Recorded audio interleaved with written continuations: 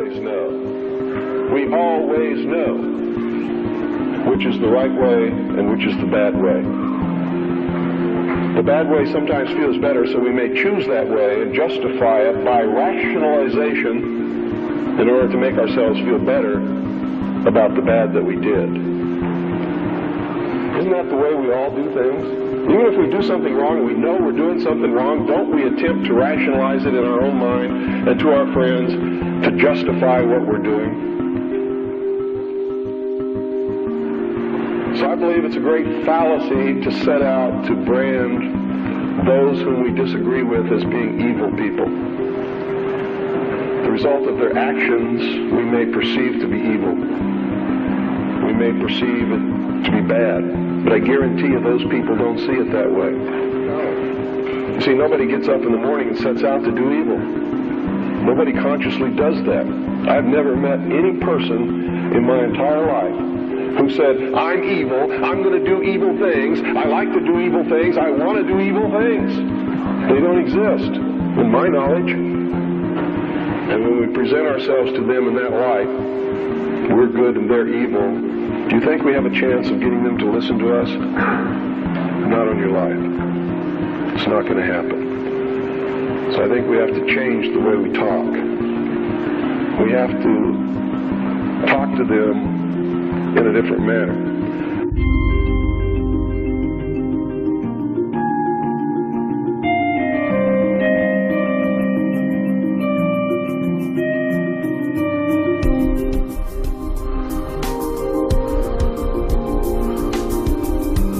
I've learned some things, and I think these things need to be passed on to you. And I think you need to start examining yourself, your agenda, your mission. Who are you? What are you about? What do you believe about America? Is it true? Are you helping to divide us more? Or are you helping to bring us together? Do you really understand what this country is all about?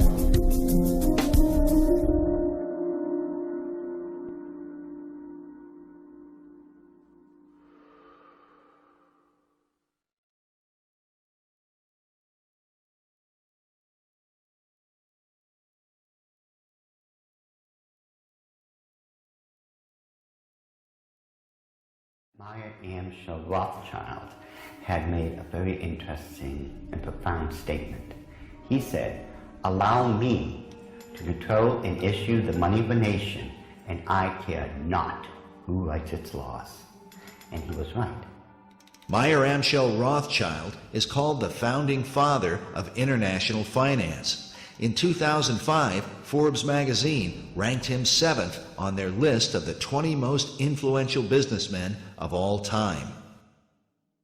All this happened back in 1776, and this was during May 1st and shortly thereafter. The significance behind that is that on May 1st, 1776, Dr. Adam Weishaupt, who was a devout Jesuit priest, who was given the chair of the professorship of religious studies at Ingolstadt University, was approached by Meyer Amschel Bauer, who would later change his last name to Rothschild, along with 12 of his most financially influential friends.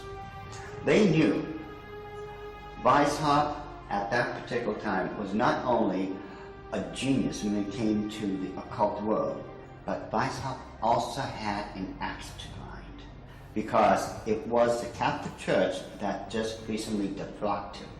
He was no longer a Jesuit priest, and he was going to send a message to them, to the monarchies of Europe, and to all other people who would try to have their will over his. What Rothschild and Weishaupt came up with was a plan to destroy the old world system of government through monarchies and the church, and to set up a new world order in its place. This is said to be the great plan of all the secret societies. So what happened? Meyer Amschel Bauer approached Weishaupt and basically told him, "We know you've got the occult knowledge and genius to put it all together. We've got the money. You do it, we'll back it." Just to paraphrase what really happened. So in 1773, Weishaupt started creating what had never been created before. The idea of Illuminism had always been around, ever since the days of Babylon, with the co-founders of being that Nimrod and Semiramis. But no one had ever been able to actualize it. However, May 1st, 1776, the order of the Illuminati had become a reality under the auspices of Dr. Adam Weishaupt. Now, like other nations, orders, countries and such, they have their two great seals. The order of the Illuminati does. Those two seals can be found on the back of a $1 bill. People mistake those to be the two great seals of the United States of America. They are not. Those are the two seals of the order of the Illuminati, and I'm going to explain it to you. In order to understand the seal itself, we have to first take a look at every single thing that composites it. We look at the first part of it on our left, which would be the truncated pyramid one. Above it is a 13-letter Latin expression that says Annuit Corruptus, and directly underneath the base of the pyramid is a 3-word Latin expression which is Novus Ordo Seclorum. If you were to look up the word, let's say, work, in the English dictionary, you're going to find at least 50 different meanings for it. It is the same thing in Latin. Different words have different meanings. They have more than one meaning. The word seclorum, one of the definitive meanings is secular. Something that is secular is of the world. So it is proper, very proper, to translate the bottom as New World Order, the Novus Ordo Seclorum. The whole of it is saying, announcing the birth of a new world order. This would be Dr. Adam Weishaupt himself, the very first head of the order of the Illuminati. It was Weishaupt who had himself come up with a 7-part plan to create what he called the Novus Ordo Seclorum, or the New World Order. This is the person responsible for it. The interesting thing about the front of the dollar bill is that there are 4 huge ones. There is one in every single corner. Now if we look at every single one of them, they each have an oval around it, except for the top right-hand one. Now if we look at this blow-up version of it, you will find there is no oval. This is a shield that is surrounding the one. Now, the reason there was a shield here is because this is very similar to the original shield that was given to the Rothschild family when Baron Meyer Amschel Rothschild had become knighted in England and received the lordship. If we look across the top of this shield, all the way to the left-hand side, it drops down and forms a crescent moon. It's a crescent moon because it represents the female goddess in the occult world. At the bottom of that shield, of that lunar moon, you will see the owl. And it's very obvious, once you take a good look at that part of the crescent moon, and it is the same Illuminati owl that is being worshipped at the Bohemian Grove in California by those members of the Bohemian Grove, where presidents, premiers, kings and queens and heads of nations throughout this world have met. You can tell just by looking at this photo, that is a 40-foot owl. It is made out of oak, and that the worshippers are surrounding that fire pit around that altar, which is easily reflected in the lake around them. This is definitely the owl of the Illuminati. Lift up your heads, O ye trees, and be ye lifted up, ye everlasting spires. For behold, here is Bohemian shrine, and holy are the pillars of this house.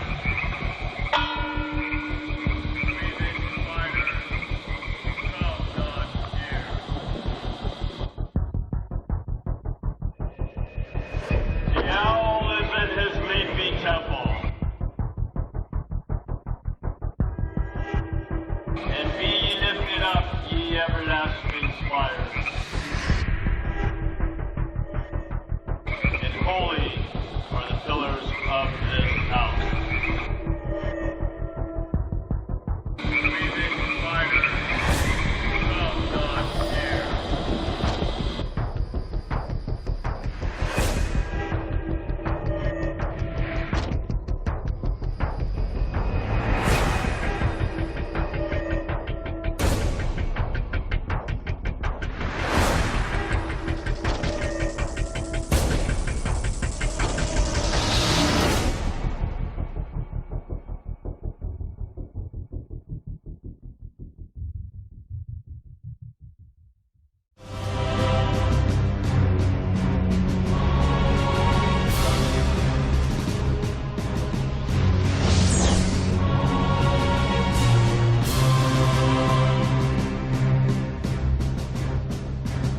You will overcome darkness.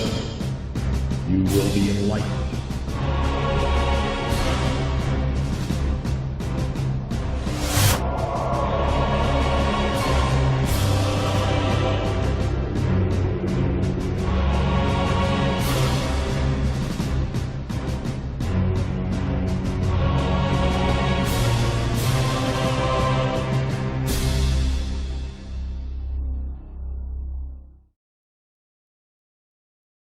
How do we penetrate years, centuries of historical distortion to find original truth?